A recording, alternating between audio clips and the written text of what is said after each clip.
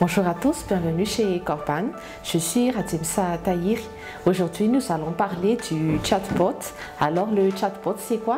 En fait, c'est un logiciel robot qui va dialoguer avec les consommateurs, les utilisateurs de nos produits et de nos services, et que par la suite, donc, on aura des conversations qui seront automatisées.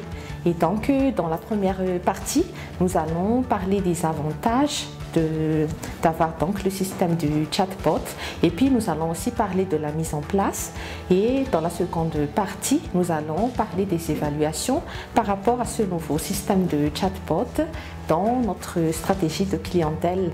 Maintenant donc nous allons parler de la mise en place du chatbot.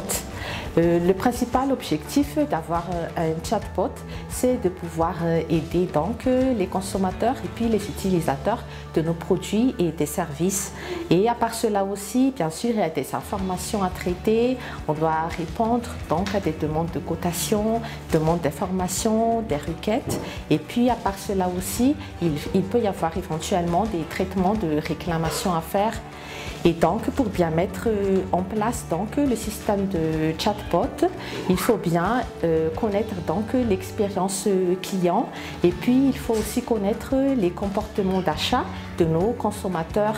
Et donc, il y a vraiment des petites étapes à suivre pour bien mettre en place ce nouveau système.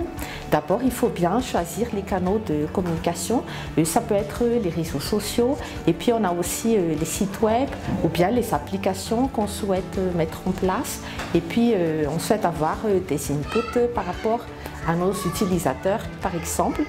Et par la suite, donc, on aura des systèmes de questions-réponses au travers de ces chatbots qui vont être mis en place.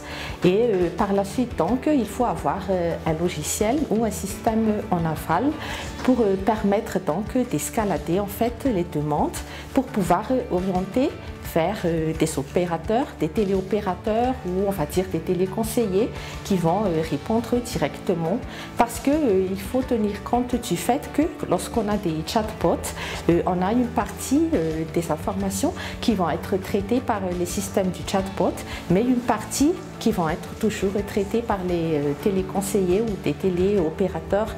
Et puis, à part cela aussi, on peut avoir des options. Par exemple, on suppose que les téléopérateurs sont toujours occupés et puis ils ne peuvent pas répondre à des demandes de cotation, par exemple.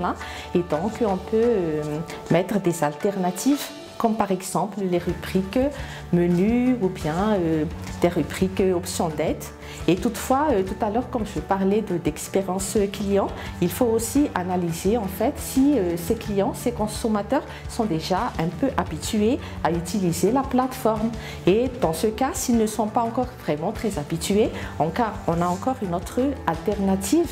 Par exemple, on va les proposer vraiment de remplir par exemple des formulaires, et puis ils vont demander les requêtes, et puis on peut envoyer directement en ligne, ou bien on peut aussi proposer des SMS ou de s'envoyer des emails pour plus de communication rapide. Donc on peut travailler dans ce sens donc pour les chatbots.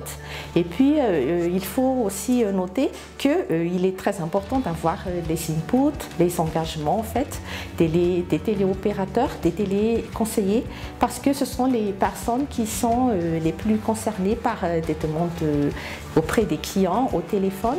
Donc ils connaissent bien les phrases type. Par exemple, les clients faire des réclamations, donc ils savent bien comment les clients formulent, et qu'il faut intégrer toutes ces données, toutes ces phrases types, toutes ces formulations de questions ou de phrases par rapport à l'architecture, on va dire en aval, du système de chatbot. Et il faut intégrer les paramètres, les données, toutes les phrases pour mettre en place aussi des réponses types qu'on va mettre en place donc pour des réponses automatisées comme il s'agit de chatbots. Voilà, et que par la suite donc aussi il faut regarder, étudier donc les phrases pour donner un ton, on va dire, sympathique, convivial. On sait que chatbot, on va dire que c'est automatisé, mais qu'il faut savoir formuler les phrases aussi pour que ça ne soit pas trop du sec à sec, voilà. et pour donner toujours un ton sympathique. Et puis il faut toujours dégager aussi l'image qu'on veut donner à nos clients, dans le sens de toujours les aider, de toujours proposer des solutions, voilà, en ce sens. Donc il y a vraiment des paramètres à prendre en compte pour mettre en place les chatbots. Donc. Et puis il faut vraiment avoir les engagements, comme je disais tout à l'heure, des téléopérateurs. Ensuite, pour bien optimiser toujours la mise en place de ce système de chatbot, il faut toujours faire des tests, des essais. Donc il faut vraiment prendre le temps de faire l'installation.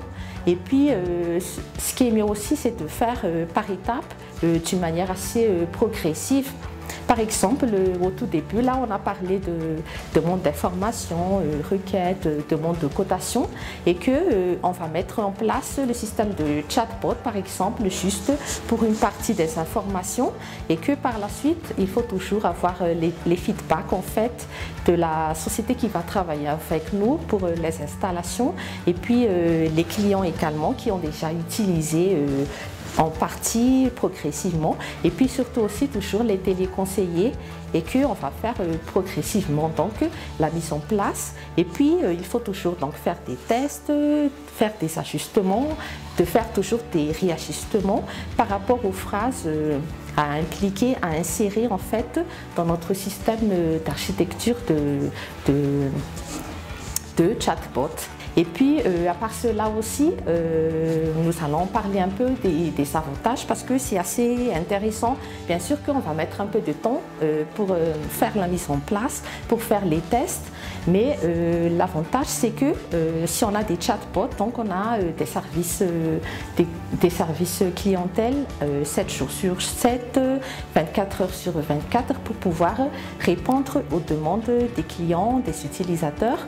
Ensuite, on peut paramétrer par exemple aussi le langage, c'est-à-dire tout de suite, ça peut être tout de suite automatisé en anglais ou en français, donc peu importe le langage.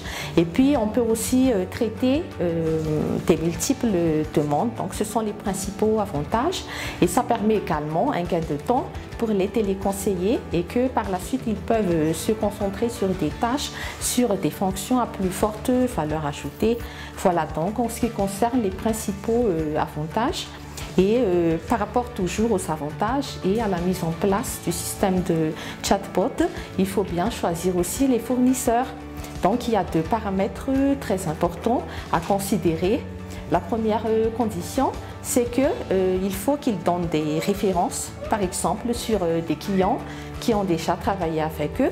Et puis il faut tester vraiment leur chatbot, il faut aller dessus, il faut poser des questions, il faut essayer de poser des questions un peu compliquées pour voir comment fonctionnent vraiment les chatbots et puis faire des tests à plusieurs reprises. La deuxième condition qu'il faut prendre en compte aussi pour le choix des fournisseurs, la manière dont ils mettent en place l'architecture en aval, c'est-à-dire qu'ils sont capables d'interpréter les phrases, les données, et puis comme ça on peut avancer mieux sur la manière de mettre en place des réponses automatisées. Voilà donc en ce qui concerne la première partie, on va dire qu'il y a vraiment des étapes à suivre pour la mise en place. Il ne faut pas hésiter de faire toujours des tests, des ajustements et réajustements. Et maintenant, on va entrer dans la deuxième partie pour bien évaluer notre projet de mise en place de chatbot. Donc il faut bien mesurer donc, le nombre de personnes qui utilisent déjà le chatbot. Et puis il faut bien regarder la durée des appels, comment est-ce qu'on traite les réponses. Et puis par la suite, il faut avoir les feedbacks des téléopérateurs. Ensuite, les personnes qui utilisent déjà, c'est-à-dire les consommateurs qui utilisent déjà notre chatbot. Et puis par rapport à cela, il faut voir donc les retombées positives.